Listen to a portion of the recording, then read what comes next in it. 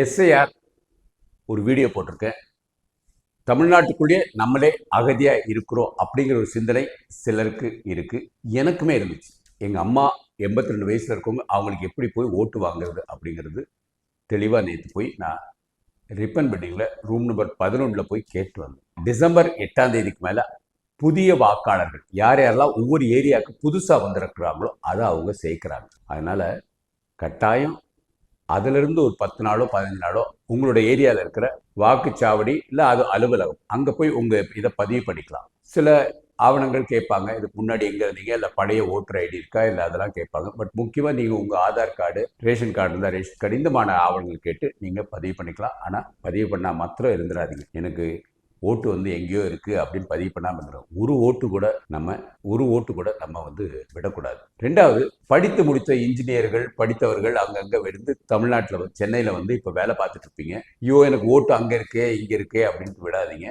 இப்போ இங்கே தான் இருக்க போறீங்கன்னா உங்கள் ஏரியாவில் எவ்வளோ நாள் இருக்கீங்கன்னு சொல்லி அதை இங்கே மாற்றிட்டு அங்கே நிற்கிற கட்சிக்கு யார் நல்ல தலைவர்களோ அவங்கள பார்த்து தேர்ந்தெடுங்க. ஆனால் ஓட்டை உங்கள் ஏரியாவுக்கு மாற்றிக்கோங்க. இதுக்காக நீங்கள் வந்து திருநெல்வேலி போகணும், இல்லை மதுரை போகணும், தூத்துக்குடி போகணும், ராமேஸ்வரம் போகணும் அப்படின்னு இருக்க வேண்டாம். பட் இருந்தாலும் ஓட்டு உங்கள் உரிமை. போக முடியாதுங்கிற காரணத்தினால இங்கேயும் போடாமல் அங்கேயும் போடாமல் இருக்கக்கூடாது. 5 ஆண்டுகளுக்கு ஒரு முறை தான் நம்ம வாக்கு செலுத்துகிறோம். அதை கரெக்டாக செலுத்திட்டிங்கன்னா அடுத்த 5 ஆண்டு பொருளாதாரம் நல்லா இருக்கும், பள்ளிக்கூடங்கள் நல்லா இருக்கும், உங்கள் அம்மா அப்பாவோட ஆரோக்கியம் நல்லா இருக்கும். அங்கே இருக்கிற அரசாங்க மருத்துவமனையிலேயே வாக்கு அளிக்காமல் இருக்காதீங்க. ஓட்டு இல்லாத இருக்கிறவங்களுக்கு அவங்க பதிவு பண்ணிக்கலாம். வெளியில் இருக்கிற ஓட்டுதாரர்கள் இங்கே வந்தவங்களும் அவங்களும் பதிவு பண்ணிக்கலாம். புதுசாக இருக்கிற வாக்காளர்கள் 18 வயசு தாண்டி இருக்குங்களா, நீங்களும் உங்கள் இதை பதிவு பண்ணிக்கோங்க. இதை மறு சீரமைப்பு ஒரு பட்டியல் வரும், அதில் உங்கள் வாக்கு இருக்கான்ட்டு அங்கே இருக்கிற லோக்கல் பிஎல்ஓ ஒரு அரசியல்வாதிகிட்ட தெரிஞ்சுக்கோங்க. ஆன்லைன்லேயே பார்த்துக்கலாம். ஓட்டு போடுற அன்னைக்கு பார்த்து கரெக்ட் பார்த்து ஓட்டு போடுங்க. வாக்கு நம்மளுடைய உரிமை. எப்படி 10,000 ரூபா கீழே விழுந்தா நம்ம பத்திரமா பார்த்து எடுக்கிறோமோ, இது 1 லட்சத்துக்கு மேலே உள்ள சொத்து. ஏன்னா தமிழகம் பெரிய அளவில் கடன் தொல்லையில் இருக்குது. நம்ம அதை தெரியாமல் ஏதோ அரசாங்கம் கொடுக்குதுன்னு ஃப்ரீ பஸ் வச்சு வாங்கிக்கிறோம், அரசாங்கம் கொடுக்குதுன்னு ஒரு 1000 ரூபா வாங்கிக்கிறோம்.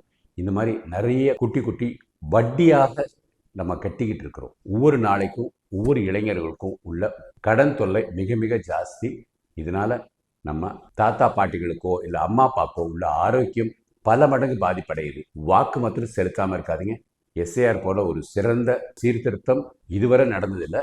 வாக்கு நம்மளோட உரிமை, ஒவ்வொரு இந்தியர்களோட உரிமை, ஒவ்வொரு தமிழர்களோட உரிமை. உங்கள் தெரு நல்ல சுத்தமாக இருக்கணும், நோய் நொடி இல்லாமல் இருக்கணும், டெங்கு காய்ச்சல் நமக்கு வராமல் இருக்கணும்னா நம்ம கட்டாயம் வாக்களிக்கணும். வாக்களிக்கிறது உங்கள் கடமை, நம்மளோட உரிமை. அதை விட்டுற வேண்டாம். வாழ்க பாரதம், வளர்க இளைஞர் சமுதாயம்.